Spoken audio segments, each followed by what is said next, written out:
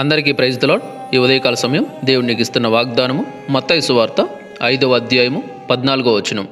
మీరు లోకమునకు వెలుగై ఉన్నారు. దేవుడు ఈ వాక్యం ద్వారా చెప్తున్నాడు ఏమంటే మీరు లోకమునకు వెలుగై ఉన్నారు అని. ఇక్కడ ఎఫెసీయులకు రాసిన పత్రిక 5వ అధ్యాయము 8వ వచనంలోకి మనం వచ్చినట్లయితే, మీరు పూర్వమందు చీకటి అయి ఉంటిరి, ఇప్పుడైతే ప్రభువునందు వెలుగై ఉన్నారు అని వాక్యం స్పష్టంగా చెప్తుందన్నమాట. మీరు పూర్వము చీకటి అయి ఉంటిరి అంటే మీరు దేవుని నమ్ముకోక ముందు చీకటి అంటే అంధకారంలో మీరున్నారు, చీకటి అయి ఉన్నారు. ఇప్పుడైతే దేవుణ్ణి నమ్ముకున్నారు కాబట్టి, దేవుణ్ణి తెలుసుకున్నారు కాబట్టి, ఆయనే నిజమైన దేవుడు, ఆయనే సృష్టికర్త, ఆయనే నన్ను సృష్టించిన వాడు, నా తల్లి గర్భంలో నన్ను రూపించిన వాడు ఆయనే అని మీరు తెలుసుకున్నారు కాబట్టి ఇప్పుడైతే మీరు ప్రభువునందు వెలుగై ఉన్నారు అని మాట్లాడుతున్నాడు అన్నమాట దేవుడు ఈ వాక్యం ద్వారా. Praise the lord. సో ఇప్పుడు చూసుకుంటే, ఒకప్పుడు మీరు చీకటి జీవితంలో జీవించినారు, అంధకారంలో ఉన్నారు. ఒకప్పుడు మీకు అర్థం కాలేదు నేను ఎలా ఉంటినో ఏం చేస్తానో అని మీకు అర్థం కాలేదు. ఒకప్పుడు నేనేం చేసినా కరెక్టే, నేను చేసిందే కరెక్ట్, నేను చెప్పిందే కరెక్ట్ అనే స్థితిలో మీరు ఉన్నారు. ఎందుకంటే అప్పుడు తెలుసుకునే స్థితిలో మీరు లేరు, అప్పుడు చెప్పిన వినే స్థితిలో మీరు అప్పుడు లేరు. ఎందుకంటే అంధకారంలో ఉన్నారు. ఈ లోక దేవత నరుల కళ్ళకు గుడ్డితనాన్ని కలుగు చేస్తుంది, అంటే నశించిపోయేవారి కళ్ళు గుడ్డితనాన్ని కలుగు చేస్తుంది. ఆ గుడ్డితనంలో అప్పుడు మీరు ఉంటారు కాబట్టి ఏమి చెప్పినా వినే స్థితిలో మీరు లేరు, తెలుసుకునే స్థితిలో అంతకంటే మీరు లేరు. చీకటిలో ఉండ్రి, ఆ చీకటి బ్రతుకులు జీవిస్తాంటారు కాబట్టి అప్పుడు మీరు చీకటి అయి ఉన్నారు. కానీ ఎప్పుడైతే దేవుడు మిమ్మల్ని దర్శించాడో, ఎప్పుడైతే వెలుగై ఉన్న దేవుడు నిన్ను వచ్చి వెలిగించాడో, అప్పటి నుంచి నువ్వేమయ్యావంటే ప్రభువునందు వెలుగై ఉన్నావు అని దేవుడు మాట్లాడుతున్నాడు అనమాట. అందుకు దేవుడు ఏమంటున్నాడంటే, ఒకప్పుడు నువ్వు చీకటివి, నేను నిన్ను వెలిగించినాను కాబట్టి నువ్వు ఇప్పుడు ప్రభువునందు వెలిగించబడ్డావు. వెలిగించబడిన నీవు ఇప్పుడు నువ్వు లోకానికి వెలుగై ఉన్నావు అని దేవుడు చెప్తున్నాడు అనమాట. Praise the Lord. ఇక్కడ యోహాను సువార్త 8వ అధ్యాయము 12వ వచనంలోకి మనం వస్తే, మరలా యేసు నేను లోకమునకు వెలుగును, నన్ను వెంబడించువాడు చీకటిలో నడువక జీవపు వెలుగు కలిగి ఉండునని వారితో చెప్పాను అని చెప్తున్నాడు. చూడండి, యేసయ్య చెప్తున్నాడు ఏమంటే, నేను లోకమునకు వెలుగును, లోకానికి వెలుగు నేనే. లోకమంతా చీకట్లో ఉంది కానీ ఆ లోకాన్ని వెలిగించడానికి వచ్చింది నేనే, ఆ లోకానికి వెలుగు కలిగించేది నేనే, ఆ లోకాన్ని వెలుగులోకి నడిపించేది నేనే, నేనే వెలుగును అని చెప్తున్నాడు అనమాట.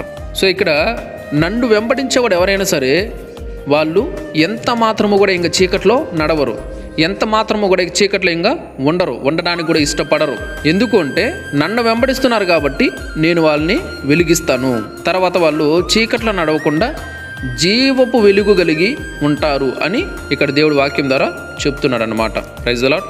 అలాగే యోహాను సువార్త 12వ అధ్యాయము 36వ వచనంలోకి మనం వస్తే, మీరు వెలుగు సంబంధులగునట్లు మీకు వెలుగు ఉండగానే వెలుగునందు విశ్వాసం ఉంచుడని వారితో చెప్పెను.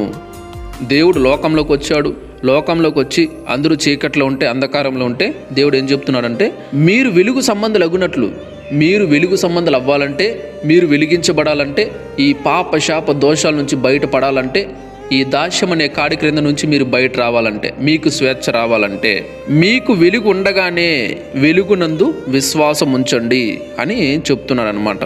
ఇప్పుడు యేసయ్యే వెలుగు, ఆయనే వెలుగై ఉన్నాడు కాబట్టి ఆయన యందు మనం విశ్వాసం ఉంచినట్లయితే, ఆయన చెప్పినట్టు మనం విన్నట్లయితే, ఆయన త్రోవల్లో మనం నడిచినట్లయితే మనం కూడా వెలిగించబడతాం. Praise the lord. మనం వెలిగించబడతాము. అలాగే మనం వెలిగించబడిన తరువాత దేవుడు ఏం చెప్తున్నాడు అంటే, మనము లోకమునకు వెలుగై ఉన్నాము అని చెప్తున్నాడు. ఇప్పుడు ఒకప్పుడు నువ్వు దేవుని నమ్ముకోలేదు, లోకానుసారంగా జీవిస్తాంటివి, లోకములో అంటే అపవాది ఆధీనంలో ఉంటివి. ఆ అపవాది యొక్క ఆధీనంలో నుండి దేవుడు నిన్ను విడిపించాడు, చీకటి అయి ఉన్న నిన్ను దేవుడు వెలిగించాడు. కాబట్టి ఇప్పుడు నువ్వే లోకానికి వెలుగై ఉన్నావు అని దేవుడు మాట్లాడుతున్నాడు అనమాట. Praise the Lord. కాబట్టి ఇప్పుడు నువ్వు చీకటివి కాదు, నీది చీకటి జీవితం కాదు, వెలుగైన జీవితము, వెలిగించబడిన జీవితము అని దేవుడు స్పష్టంగా చెప్తున్నాడు అనమాట. సో ఇప్పుడు నువ్వేం చేయాలంటే, నువ్వు వెలిగించబడ్డావు కాబట్టి నువ్వు లోకాన్ని వెలిగించాలి, నువ్వు చల్లారిపోకూడదు. Praise the lord. నువ్వు మండాలి, నువ్వు మండుతూ లోకాన్ని వెలిగించాలి అని దేవుడు చెప్తున్నాడు అనమాట. Praise the Lord. కాబట్టి ఉదయకాల సమయంలో దేవుడు నీతో చెప్తున్నాడు ఏమంటే, ఇంతకు ముందు అయితే నువ్వు చీకటి అయి ఉంటివి, కానీ నేను వచ్చాను, నేను వెలుగుగా వచ్చి నిన్ను వెలిగించాను, లోకానికే నిన్ను వెలుగుగా చేసిన. కాబట్టి జాగ్రత్తగా ఉండు, నీ ప్రవర్తన జాగ్రత్తగా చూసుకో, నీ నడవడికలు జాగ్రత్తగా చూసుకో, నాతో సహవాసం కలిగి ఉండు, అనేకులను నువ్వు వెలిగించాలి అని దేవుడు చెప్తున్నాడు అన్నమాట. Praise the Lord. కాబట్టి నువ్వు లోకానికి వెలుగై ఉన్నావు కాబట్టి జాగ్రత్తగా ఉండు, అనేకులను వెలిగించు, దేవుడు సంతోషిస్తాడు నిన్ను బట్టి. దేవునికి మహిమకరంగా జీవించమని దేవుడు చెప్తున్నాడు. ఈ ఉదయకాల సమయంలో వెలిగించబడి కూడా, దేవుని నమ్మి విశ్వసించి బాప్తిసం పొంది ఆయన చేత వెలిగించబడి కూడా చాలామంది చీకటి జీవితాలు జీవిస్తూ ఉంటారు. అలాంటి వారితో దేవుడు చెప్తున్నాడు, చూడు నువ్వు అలా చేయకూడదు, ఎందుకంటే నువ్వు వెలుగు సంబంధివి, నువ్వు వెలిగించబడ్డావు. చీకటి క్రియలు కానీ చీకటి జీవితం కానీ నువ్వు చేయకూడదు, వాటిలోకి నువ్వు వెళ్ళకూడదు. నువ్వు వెలిగించబడిన వాడివి, వెలిగించబడిన దానివి.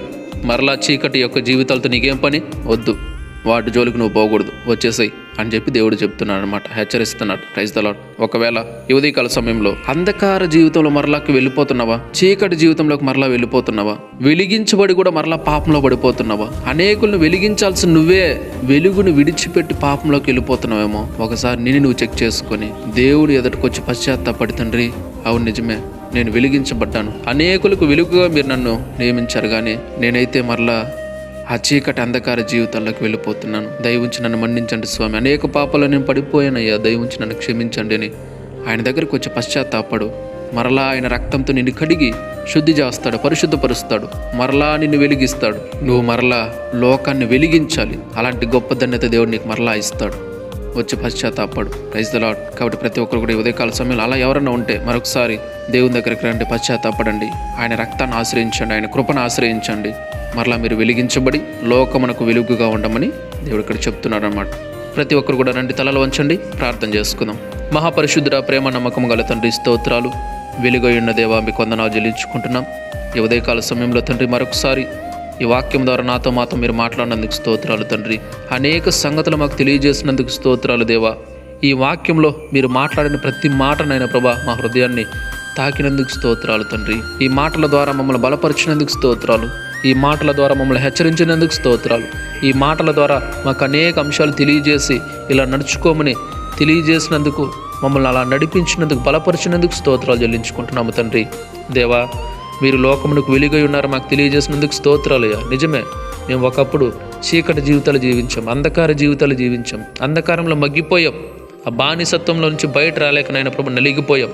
అయినా అలాంటి సమయంలో దేవా మీరు వెలుగుగా వచ్చిన ఆయన ప్రభు మమ్మల్ని వెలిగించి ఆ బానిసత్వం నుంచి, ఆ పాప శాప జీవితాల నుంచి, ఆ రోత జీవితాల నుంచి మాకు విడుదలనిచ్చినందుకు స్తోత్రాలు, మమ్మల్ని వెలిగించినందుకు స్తోత్రాలు తండ్రి. దేవా చీకటి నుంచి మాకు విడుదలనిచ్చి నాయన లోకమునకు మమ్మల్ని వెలుగుగా చేసినందుకు స్తోత్రాలు చెల్లించుకుంటున్నాము తండ్రి. దేవా వెలిగించబడిన తర్వాత కూడా నేను అనేక పాపాల్లో పడిపోయానయ్యా, అనేక శాపాలను తెచ్చుకున్నాను తండ్రి. దేవా ఈ మరలా ఆయన దాస్యమనే కాడి కిందకి వెళ్ళిపోయే పరిస్థితి తెచ్చుకున్నాను తండ్రి. దయవుంచి నన్ను మన్నించండి అని ఎంతమంది ప్రభా ఈ ఉదయకాల సమయంలో దేవ ఈ మాటలు విన్న తర్వాత పశ్చాత్తాపడి మీ పాదాల చెంతకు వస్తున్నారో దయవుంచి వారందరిని మన్నించండి స్వామి, క్షమించండి అయ్యా. అయినా మరలా ఆ పాప శాప దోషాల నుంచి వారికి విడుదలనివ్వండి, వాటి నుంచి నాయనా వారిని విడిపించి దేవా మరలా తిరిగి వారిని వెలిగించండి తండ్రి, వెలుగు సంబంధాలుగా చేయండి అయ్యా. నాయనా తిరిగి మరలా ఈ లోకమునకు వెలుగుగా వారిని చేసి తండ్రి మరలా మీ కొరకు బలంగా వారిని వాడుకోమని, సహాయం చేయమని, కృపనందించమని. దేవా ఈ వాక్యం ఎంతమంది అయితే చూస్తున్నారో, వింటున్నారు, షేర్ చేస్తున్నారు, పేరు పేరున అందరినీ మీరు జ్ఞాపకం చేసుకోండి, దీవించమని, ఆశీర్వదించమని, సహాయం చేయమని యేసయ్య అతి పరిశుద్ధ నామములో ప్రార్థించి స్తుతించి గణపరిచి వేడుకుంటున్నాను తండ్రి. ఆమెన్. దేవుడు మీ అందరిని దీవించి ఆశీర్వదించునుగాక. ఆమెన్.